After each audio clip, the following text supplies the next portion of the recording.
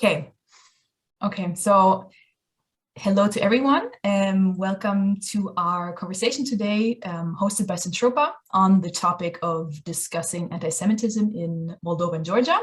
My name is Katja Grosse-Sommer and I'm a project coordinator for Centropa. And I'm very excited to welcome our two speakers today, Diana Dumitru and Gidor.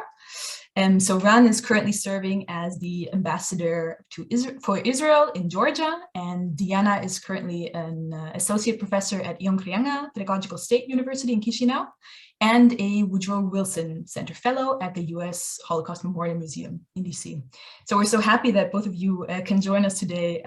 At the Woodrow Wilson Center for International Scholars. Center for International Scholars, excuse me, yeah. So we're having this conversation today in the context of a project that Centropa is carrying out between Moldova and Georgia. So basically focusing on active commemoration through digital media. Centropa has previously organized a webinar on the topic of teaching Jewish history and natural history of Moldova and Georgia, which is available on Centropa's Trans.History Facebook page and also the website. So we very much warmly encourage you to take a look at that. Thank you, of course, to our sponsors today, the Federal Foreign Office of Germany and the Israeli Embassy in Georgia for making our work possible. And so in today's conversation, we're going to ask both of our two experts here questions surrounding the presence and effects of anti-Semitism in both countries, in Georgia and Moldova. And we'd be very happy if you could share with us your respective insights on the country of your expertise. Yeah. So I would start us off with the first question. Maybe we start with Ran. So to what extent is anti-Semitism present in Georgian society, in your opinion? Yeah. Well, the question may sound pretty straightforward, but actually the answer is a little bit complicated because it all depends on how we define anti-Semitism and whether we see anti-Semitism behind every kind of racial or ethnic stereotype, or whether there's a wider or all-encompassing or comprehensive definition. Having been an Israeli diplomat for 27 years, I always hesitate before I point to anything as a classic example of anti-Semitism. I try to be more careful and nuanced. In Georgia, this is even more difficult because it contradicts Georgian self-perception. Every Georgian person you meet will tell you that it's the only country in the world where there has never been any anti-Semitism, which is not true. But you know, for the sake of promoting our bilateral relations, we perpetuate this myth. I find myself sometimes repeating it in public. But of course, it's doing a disservice to the issue because if we don't acknowledge the very existence of the problem, how could we hope to deal with it effectively? So there has always been anti-Semitism in Georgia, just like any other country in the world. But admittedly, there's been less of it. Georgia has been much more tolerant towards Jews and other ethnicities and other religious groups than certainly most countries in this part of the world. There have been significantly less overt, blatant anti-Semitic incidents recorded in the long history of Georgia than most other countries. However, having said that, there are records of anti-Semitic incidents in the Middle Ages. There were several violent pogroms and blood libels in major cities such as Kutaisi or Surami in the 19th century, early 20th century. Then, of course, during the time of the Soviet Union, there was a systemic, endemic, institutional anti-Semitism, which wasn't unique to Georgia. It was part of the Soviet system with special quotas in academia for Jews and so on and so forth. Now, again, I refer to the Georgian self-image. Almost anything that is negative or bad about Georgian history is blamed on the Russians. So when I present the historical facts to my Georgian interlocutors about all those pogroms in the 19th century, early 20th century, they said, well, of course, Georgia was also already under Russian Tsarist occupation. Russians brought anti-Semitism with them to Georgia. This is a very simplistic explanation. Georgia has always been an extremely devout religious society, and they're very proud of it. The local church, the Georgian Orthodox Church, is part of the collective and individual identity of Georgia. Almost 85% of the Georgian population define themselves as believers. Now, when you ask me about the prevalence of anti-Semitism in Georgia, I can tell you that you are the first ones who get to hear of this. Our embassy commissioned a survey, and we were presented with the results last week. So this is fresh off the page, and it's absolutely fascinating. So about 88% of the Georgian population said that they have favorable opinion of Jews. 88%. That's astounding. So we included several categories, several ethnic groups in the list, at least 8 of them, and Jews come out on top. We are by far the most lovable group amongst from the point of view of Georgian public opinion. So that sounds wonderful. However, then we confronted the respondents with 7 stereotypes. For example, Jews have too much power in the business world, or Jews have too much control over global affairs. And suddenly we see that these classic anti-Semitic stereotypes are extremely prevalent and popular. So 62% of the respondents think that Jews have too much power in the business world. 39%, almost 40% of the population think that Jews have too much control over global affairs. They're all conspiracy theories. Jews control the world, and so on and so forth. Over a third of the population, 35%, say that Georgian Jews are more loyal to Israel than to Georgia, which is a euphemism for a fifth column. You know, they're seemingly part of us, but actually their loyalties lie elsewhere. I don't want to go into too much detail. I just want to refer also to an ADL, the American Anti-Defamation League, which is a bit outdated. It dates back to 2014, 8 years ago, according to which at least 32% of the Georgian population subscribe to some anti-Semitic stereotypes. So they don't consider themselves anti-Semitic. They don't think that anti-Semitism exists. They love the Jews collectively. However, they hold classic anti-Semitic theories and stereotypes. So this is, I'm sorry, this is a very long-winded, detailed answer to your very quick questions. This is more or less the situation as we face it right now.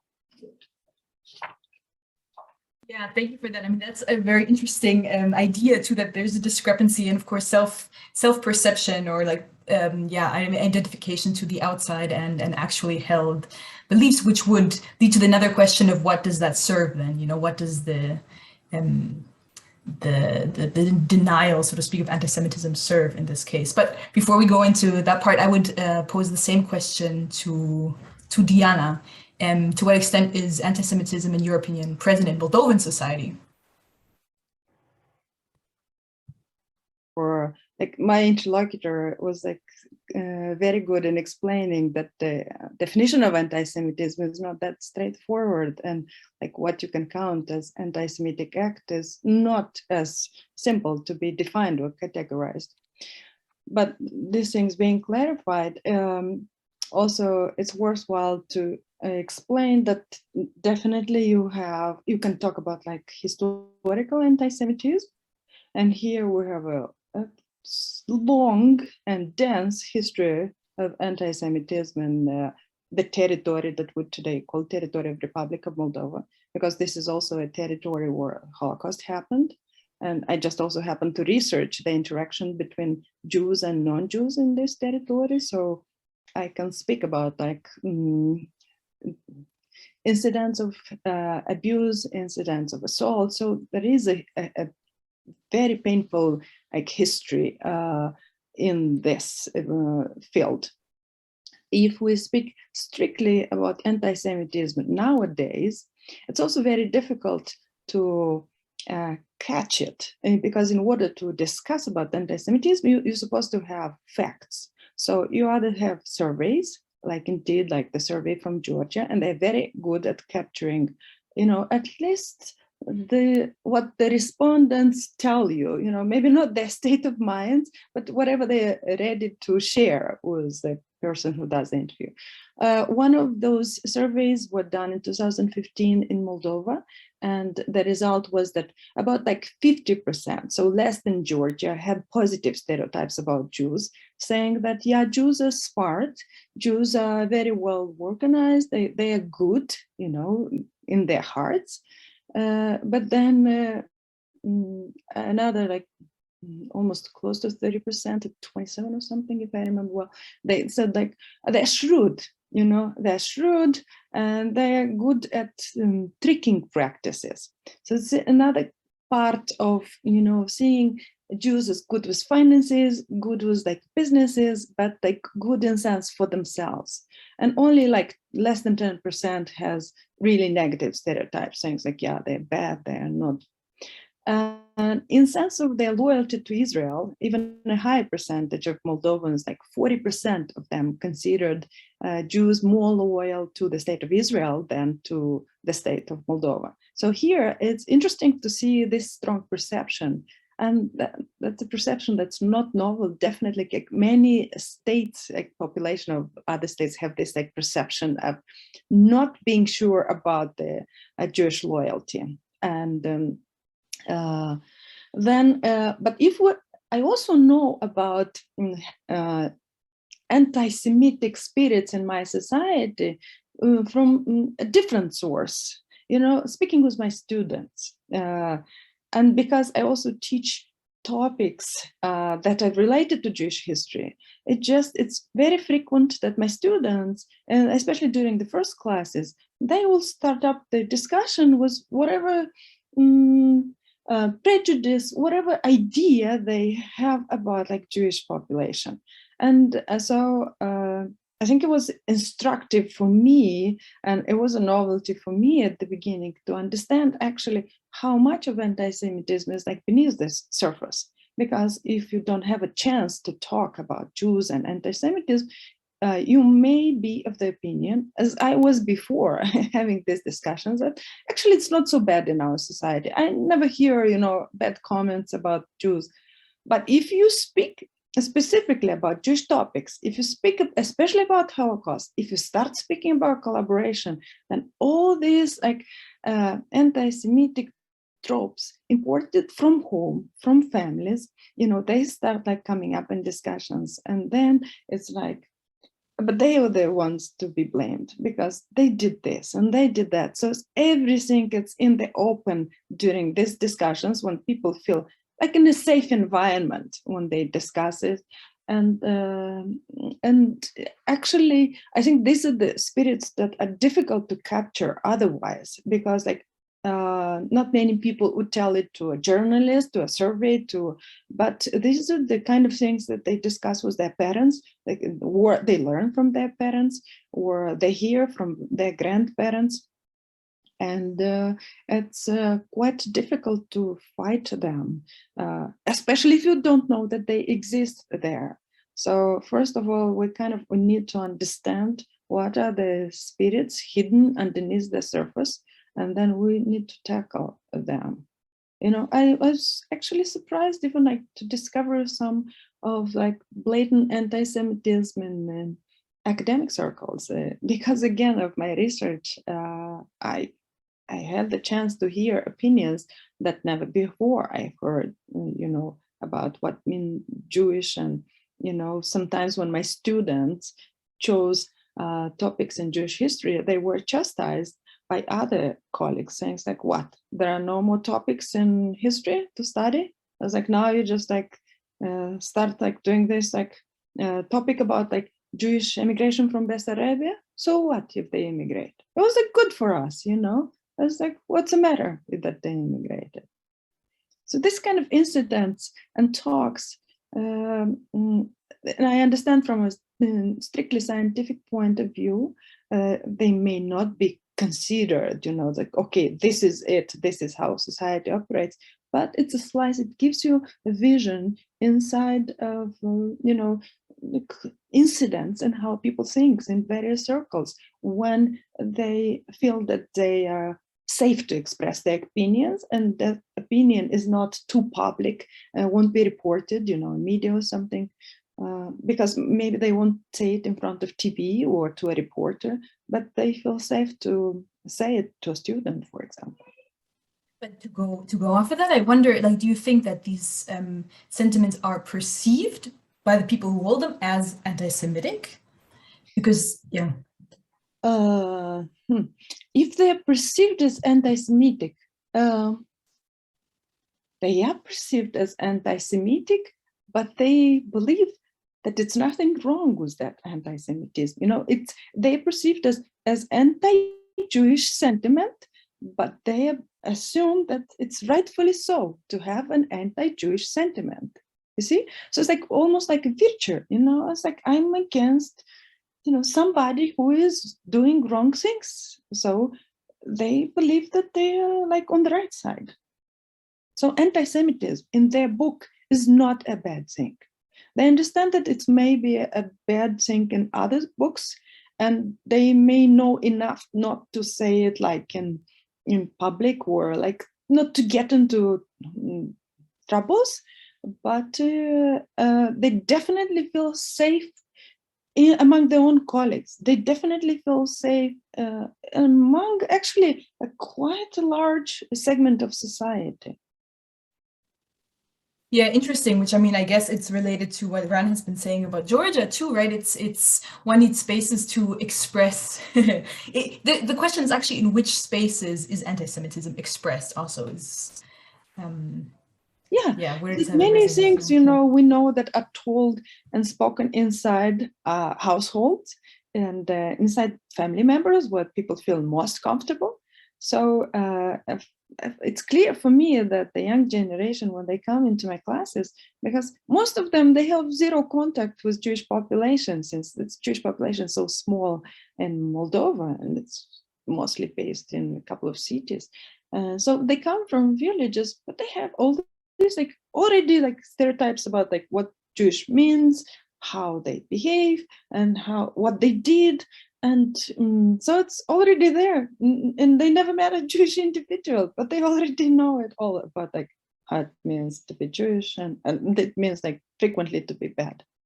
So it's a question I'd like to bounce to Ran too. Like, where do you think this perception of Jewish people is coming from? Like, how? Maybe you can just say a few words on like Jewish presence in Georgia. Where would you say this idea that there is a positive attitude towards the Jewish population is coming from? Is there a lot of contact? Like, where are these discourses held? The Jewish community in Georgia is one of the oldest in the world. Some would say the oldest by far. According to some historical sources, it dates back to the first temple, the destruction of King Solomon's temple in 586 BC. According to other sources, it's merely 2,000 years old, not 2,600 years old. But either way, it's very, very ancient. So Jews have been part of the fabric of Georgian civilization, Georgian history, for at least 2 millennia. And some cities, for example, Kutaisi, which is the second biggest city in Georgia, is virtually inseparable from its Jewish heritage. However, what has been happening since the collapse of the Soviet Union was the fast disappearance of the Jewish community after more than 2,000 years. So right now, according to official statistics released by the Georgian government, there are only about 1,400 Jews living in Georgia. We think that there are slightly more than that. Of course, it depends on how you define who is a Jew, whether it's a matter of faith or family lineage or one grandparent, two grandparents. So if we go according to the most expansive definition of who would be entitled to Israeli citizenship under the law of return, we assume that there are between 5,000 and 7,000 people eligible, which is a minuscule community. So, in effect, we're talking about a dramatic moment in the history of Georgia, where for the first time in 2 millennia, there's a new generation of Georgians that never experienced living next door to a Jew or going to school with a Jew. And of course, that's a breeding ground for all kinds of stereotypes. What we've been seeing in recent years is an increase in anecdotal evidence for the fact that anti-Semitism is on the rise. For example, there's a Chabad Jewish school here. The rabbi who's been running this school told me that when he opened the school 16 years ago, the Jewish kids used to wear their skull caps, their kippahs, to and from school. Now many of them remove the kippah because they're being taunted by other kids. Then I've given several lectures in schools and universities, and sometimes a Georgian student or even an academically educated professor would approach me and say, "Oh, we should learn from your example because Jews are famously clever with money, and you control the international finances, like the American Federal Reserve, the Bank of England, and all of that."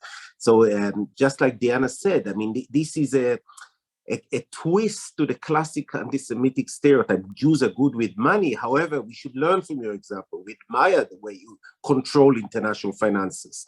So this is another indication for the fact that people don't think of themselves as pronouncing anti-Semitic stereotypes. They think they're paying me a compliment.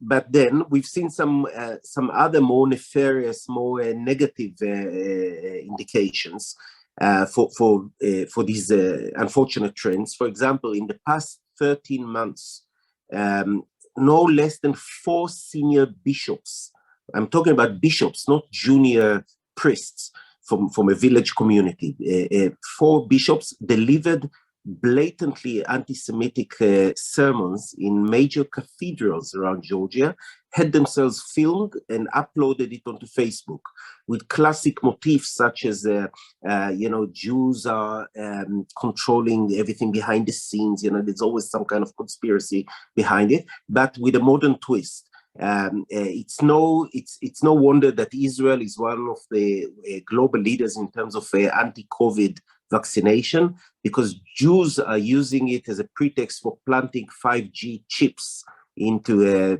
the recipients of those vaccinations. And the reason why Jews are doing that is in order to bring about the Antichrist. So, when I actually take a screenshot and share it with my Georgian friends, they dismiss it. They say, "Oh, these are lunatics." They're not. But these are senior bishops in a country where 85% of the population considers itself deeply religious. They deliver it in cathedrals in major cities and upload it to social media. So it's a time bomb, in other words. Then we had several major incidents, not many, but for example, in 2013, there was the first attempt during Hanukkah to light a menorah, Chanukia, in the main town square in Tbilisi. That ended up with a riot, a major violent riot. Or 4 years ago in 2018, there was a first murder, anti-Semitic murder in Tbilisi. A Jewish human rights activist was murdered coming out of a restaurant. There were witnesses testifying that his assailants were shouting the anti-Semitic swear words at him. However, it's been hushed up. Both the police and the courts here are saying that it was just an ordinary criminal incident. So they disputed the motives, but not the facts of the case. The Georgian government is in complete denial of the fact that there is any kind of anti-Semitism in this country. And for almost a year and a half now, they're dithering and not really responding proactively to my request to adopt the international non-binding definition of anti-Semitism that was formulated by the IHRA. And as a result of all of that, last year, as you know, every year the US State Department compiles a report on the state of human rights observance in every country around the world. And last year, for the first time ever, the US State Department report on the human rights in Georgia contained a small chapter on anti-Semitism. That had never happened before. So all in all, I have to stress that anti-Semitism is not yet a major problem in Georgia. This is not at all an anti-Semitic country. Like I personally have never come across any overt, blatant display of anti-Semitism. As I said before, over 80% of the population consider the Jews, have a favorable opinion of Jews. However, we are seeing the indications, they add up. And they add up towards a certain trend, certain trajectory. And if we don't begin first by acknowledging that there is a problem, and secondly by addressing it, then 5-10 years from now, we will have a serious problem. And then it will be much more difficult to cope with it. I would float the next question to you and then ask it to Diana as well. So how to cope with it? How to prevent this development or to break the development? Yeah. Well, I'm sorry, who is the question addressed to? It's to both, whoever would like to answer first. Okay, so Diana, maybe you start. Sure, I could start. You already kind of started on the path that there is a role for the government to play here, and there are different roles that other actors can play. But it's like my firm belief, and actually it's like it was one of the main points in my book that I published, that the government has a strong role to play in dissipating like negative stereotypes and dissipating hostilities inside societies. And so many institutions could be involved. Of course, you should have laws about like punishing basically any kind of hate crime.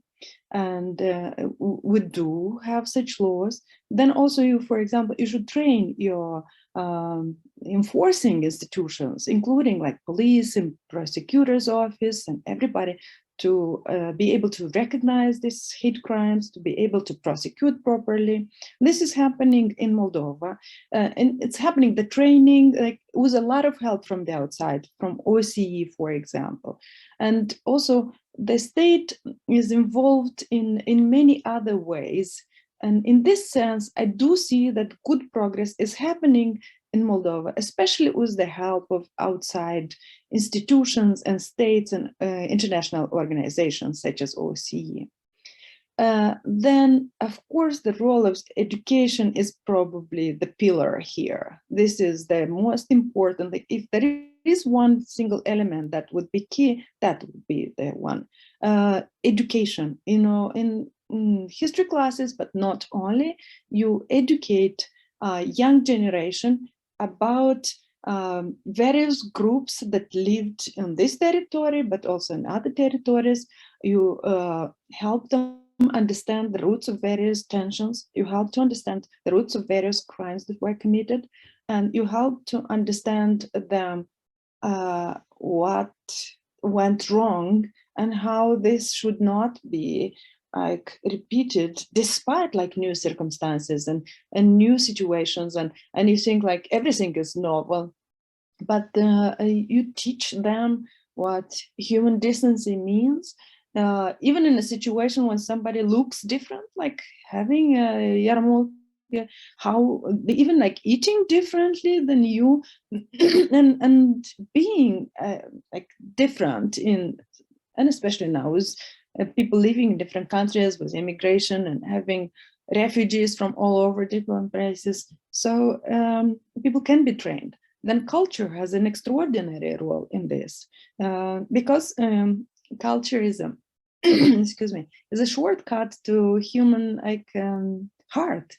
you know, because like it's a lot of things that we can take through the brain, but then you make a movie, and the movie could be like Pianist or something, and suddenly whatever thousands or millions of people fail to learn in school and history class, they may get it during like 2 hours like just watching a movie. And like building empathy is very important, and I think here culture is extraordinary, like seeing theater plays, and I've seen it done in Chisinau by small theaters, by like activists, by people who wants to tell the truth when many others like want to be silent, people who get into troubles go against society, but like putting together a play about the Holocaust that it's very uncomfortable to watch, that it's very like, you know, painful and accusatory of what happened. But this is a shortcut, you know, to your heart. And this is what like doesn't leave you to rest in peace, you know, and like kind of ignore. So I see like many forces inside, and needless to say about like activists and NGOs that are involved in human rights and so many other spheres. But like if all of them like come together, they say, I think we can do it, and like I believe that it can be done. Even like based on my research, I see this happening in the research that I've done in like 20 years time when the situation is changing. I like what you said about stories and about encounters in the end, right? Because it's about seeing other people as human, and if you can't do that by having, say, physical encounters, because there are not, you know, there is not that much contact between population groups, then maybe we can do it through stories, right, that show you that, oh, these people are human as well, right? And it's interesting because I mean, academically, you often have such a criticism level that, for example, movies that portray the Holocaust or something, because of course they work with stereotypes, of course they work with like emotional, you know, yeah, pushes. Yeah, but, people like facing emotional exploitation or something, but yeah. But it changes something, right? It pushes people into reacting at least to some way. Yeah, yeah. It's interesting. Ran, can we ask the same question to you? What would you say? Yeah, I think. Well, first of all, I wouldn't pretend to have a kind of magic formula for battling anti-Semitism. I think it's been tried by many people in many countries, and unfortunately, in most countries, anti-Semitism is on the rise, even in the 21st century. However, I think in order to try and come up with an effective solution, first we have to try and identify the root causes. And the root causes change from country to country, from society to society. So at least in the case of Georgia, I can identify 6 causes for the rise of anti-Semitism. First one I touched upon before, the fact that the Jewish community is disappearing. So this is the first generation of Georgians that never had a human contact, lived next door to Jews. The second reason is that in Georgia, just like many other countries in Eastern Europe and the former Soviet Union, the extreme right is on the rise. Actually, this is happening also in Western Europe to a certain degree. So anti-Semitism is bundled up together with other negative trends like Islamophobia, homophobia, xenophobia, everything that the extreme right movements all over the world have been espousing for decades. So in fact, anti-Semitism in Georgia is still negligible in comparison with the Islamophobia, which is a major factor and very reprehensible. And as for the other things, you probably, I don't know, maybe you've seen the news reports on what took place here last July, when there was the first attempt in 8 years to organize a pride parade, which ended up in a violent pogrom in the streets against not only the LGBT community, but also NGOs, human rights organizations, and journalists. No less than 53 journalists were beaten up and in broad daylight in the streets of Tbilisi, and one of them later died of his injuries. So, and we've seen no less than 3 extreme right movements establishing political parties in the past year alone. So we have to look at anti-Semitism against the background of the rise of the extreme right. Then a third factor is religion. As I said, the society here is extremely devout, extremely religious. And on top of that, the church is the single most dominant and powerful organization in the land. In many respects, the Georgian Orthodox Church is above the law. And no politician, no elected government will ever challenge the church authority. So that could, I mean, we are very lucky in that the patriarch, the head of the Georgian church, is a friend to the Jewish people, a friend of Israel. However, there's a new generation of senior clergymen under him that have a completely different outlook. And I mentioned before the 4 sermons in past year delivered by 4 senior bishops. Then the fourth reason, which I imagine there would be some overlap with the Moldova, is the ideological vacuum left by the disappearance of communism and the USSR, when that interim generation that had nothing to believe in, suddenly everything they thought was a moral dictate evaporated overnight, and other theories took its place, and not all of them kind of theories that we would like to embrace in liberal societies. Fifthly, there's a prevalence of conspiracy theories in this part of the world. I've been working in this part of the world for over 2 decades. And again, it's something to do with the leftover of the Soviet Union, since there was almost no basic contract between the citizen, the individual, and the government. You wake up in the morning thinking that the government is out to, outmaneuver you, take away your money, limit your possibilities. So there's a residual sense of suspicion and paranoia about anything that the government would say, or any kind of establishment or institution, which also affected the very low vaccination rates amongst the population. So this tendency, propensity for conspiracy theories feeds into anti-Semitic stereotypes.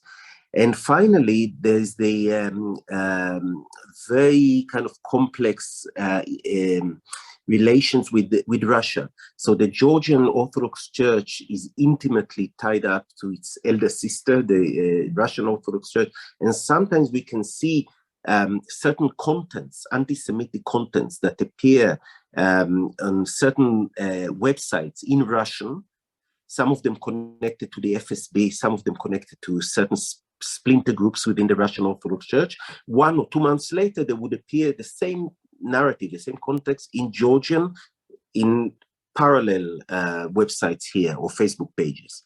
So what do we do? As a footnote, I have to say that this is starkly different than the situation I would imagine in Germany or the United Kingdom or France, where modern anti-Semitism is very often fed by the Israeli-Palestinian conflict in the Middle East, and the fact that there are large Muslim communities who have their own, views on the Israeli-Palestinian conflict. So what do we do? I absolutely agree with Diana that education is paramount, education is important. However, we have to be realistic. Standards of education are deteriorating all over the Western world. Most children, even 20, 30 years ago, even when I was a child, I hated school. Most of my friends hated school. It's not as if you listen attentively to what is said in the classroom and you absorb it willingly. I'm not discrediting education. I think it's the most important tool. However, let's not over exaggerate how receptive children are to what's being said at school. I think we need to take a proactive approach and approach them in modern tools. For example, in Georgia, I don't know about Moldova, the vast majority of people under the age of 25 don't even watch TV anymore. They get their information and news from social media. So we need to develop social media tools. So we already tested it once or twice. We worked with a local NGO called Chaikana, and we created a multimedia project about the Jewish memory. the vacuum left behind by all those Jewish communities that disappeared after 2,000 years. So I can't claim that this changes situation overnight, but we measured the number of clicks, and it's very easy with social media to measure empirically the exposure. And I think this should be the trajectory from now on. Maybe you've heard of some pilot projects in Israel where, for example, Instagram was used in order to tell the story of Anne Frank in several segments, and that proved to be immensely popular with millions of clicks. Then we try to shatter the stereotype. In Georgia, like most other countries in the world, when you say the word Jew or Judaism, people instantaneously, intuitively imagine a man in his 70s or 80s, bearded, wearing black garments, going to the synagogue. And we are trying here to create a different equation. Jews equal fun. So when all of us Jews, when we watch images of Christmas, we say, "Oh, I wish I was a Christian because it's such a fun holiday." So why not do the same with Purim, with Hanukkah? And we've already commissioned several videos that went viral, showing a bunch of Georgian Jews, young, drinking cocktails, singing songs in a nightclub, and celebrating Hanukkah and Purim. And I screened it to target audiences, target groups in Tbilisi, and I said, wow, we never realized that Jews could have fun, that Jews actually party. So, and finally, the last two ideas that I have is, first of all, to hook up with the opinion formers, influencers. And I think most people under 20 would listen more to a supermodel or a football soccer player than to the teacher in a classroom. So that's very important. And finally, to combine forces with other minority groups, be it Muslims. I think if Jews and Muslims act together against discrimination, that could send a very powerful message. With LGBT, of course, in almost every country in the world, LGBT strata of the population tend to be extremely dominant in the media, the culture, the intelligentsia. So why not hook up with them and discuss ways of combating discrimination? So I'm not an expert. None of this has been measured empirically, just on the basis of my own personal experience. I think we should look at each country individually and come up with a tailor-made solution for that particular localized type of anti-Semitism. Thank you. Thank you. I think it's particularly interesting what you're saying also with, it has to be on a different level, you know, it can't come from top down, right? It needs to be something that people understand and can spread also through channels that you want to also look at and you want to consume this media, you want to consume this. And this element of fun, or we can reformulate this element of not being so serious all the time, especially when it comes to these topics that are hard. Yeah, I mean, anti-Semitism, especially where we're coming also from, you know, the background of, in the Moldovan case and Holocaust studies, it can be hard. We need to think about communication levels. Yeah, Diana, would you like to add anything?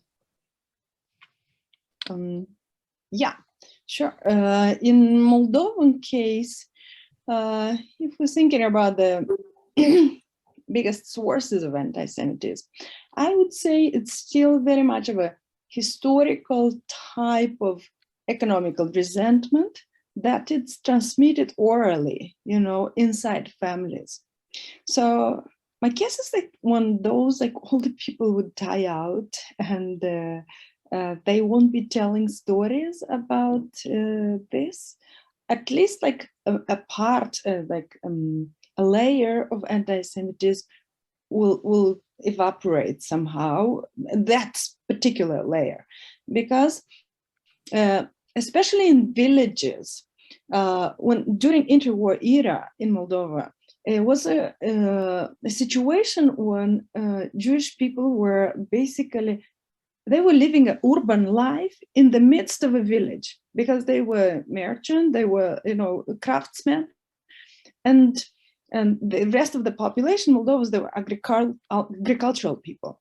So, and it was a real clash between the lifestyles and the, it was a lot of resentment when Moldovans would see that the Jews, like, definitely in their understanding have an easier life. They were not toiling in the field, they were not in the sun, but they were making money, and their understanding from buying their products and selling them was a better price, and they were living a better lifestyle.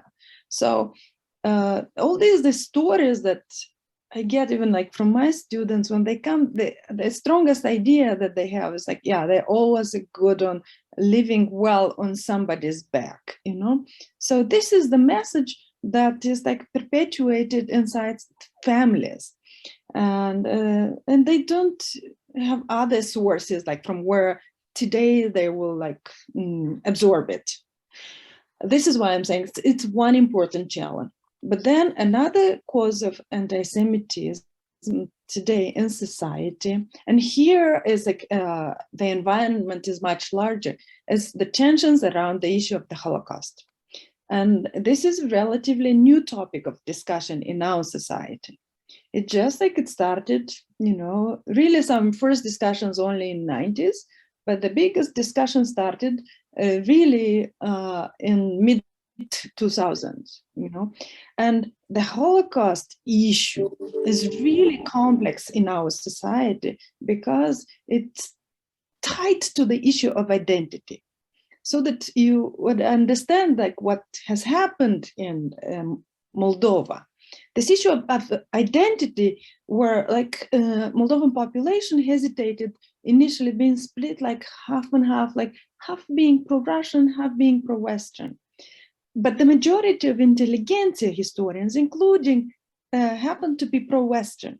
So to speak about the Holocaust, it meant also speaking about a history of Romania destroying Jewish population. And historians in Moldova decided that this is not a good topic.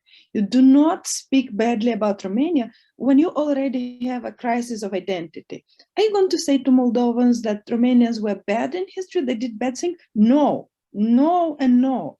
So as in many societies, you know, intelligentsia is a stratum that kind of shapes the beliefs and values inside that society. And a lot of like ordinary people look up to those like opinions and they come to adopt them.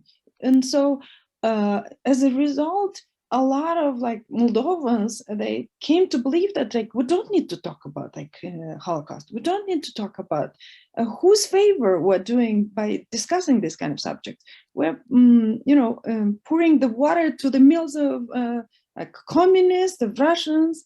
And you can see, especially in this like charged environment with the war in Ukraine going on, you can understand like how high the stakes in this discussion about the Holocaust could happen.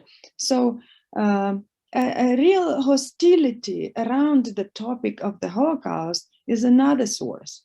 And here we just like have to deal with it. We have to discuss, we have to accept and admit what we have done also as a civilian population. The state of Romania already admitted its own guilt as a state. So there is no secret about this. We need to learn and about this and to come to terms. And maybe when we'll come to terms, and maybe when we'll like be even closer, even a little bit to the German model, will be easier also in sense of how people feel about Jews, because also like very few Jews are left inside Moldova today. The Jewish community is saying that 15,000, but like, yeah, it depends how you count, but others would say it's like maybe half of it. And so people don't get to see too many Jews around them. And having activities and having friends who are Jews, like having and these are like some interesting projects, you know, a group of kids from Jewish school would come to Moldova. There are like projects where try to build bridges between like Jewish community and non-Jewish community. Yeah, they're helpful in establishing these contacts and making like ordinary Moldovans like, yeah, be aware that Jews also mean like children and women and religious and non-religious and having fun. And, you know, so I see these like two big blocks as sources of tension inside society. But I agree also with everything else was said about, like, you know, the lack of ideology that vanished in the 1990s, and especially nationalism taking like center scene in post-Soviet society. Luckily, in our case, the religion is not such a source of anti-Semitism. The religion is not such a big pillar in our society as in Georgia. Of course, the population is Orthodox majority and is somewhat religious, but I think like the religious authorities do not have such a big say in like society and what's happening. There were also attacks on menorah in 2009, for example, when it was placed in the center of Chisinau. But luckily, no like physical assaults on individuals. Luckily, our government and our political party that's in power now is like very West-oriented in its values, and supports like all types of rights, including LGBT rights, and it's trying to do the right things. And it's very important, actually, when people in power at least like give the right message and send the right message and try to fix things. But society is a complex organism, and it's not like you can change anything quickly and just from top down. And I agree that especially low levels solutions, they need maybe the best, like in the sense of long-term and real impactful changes. Yeah, but I mean, I think you've said it's a very complex topic, and obviously there's so many like actors involved, there's so many levels involved here, there's so many historical like factors we need to look at that make even just the case of, you know, Moldova or Georgia a very, very complicated and nuanced topic, right? But thank you both for like bringing in this comparative aspect. It's an interesting thing to see how the commonalities and the differences in both countries. I'd like to end the conversation here, but thank you for bringing, both so many perspectives into this multifaceted topic. And Ran, we're so excited to read this report, and congrats on your work. And Diana, thank you as well. Thank you both for sharing your time and your expertise with us. Speaking about this important issue. Yeah, thank you. Thank you very much.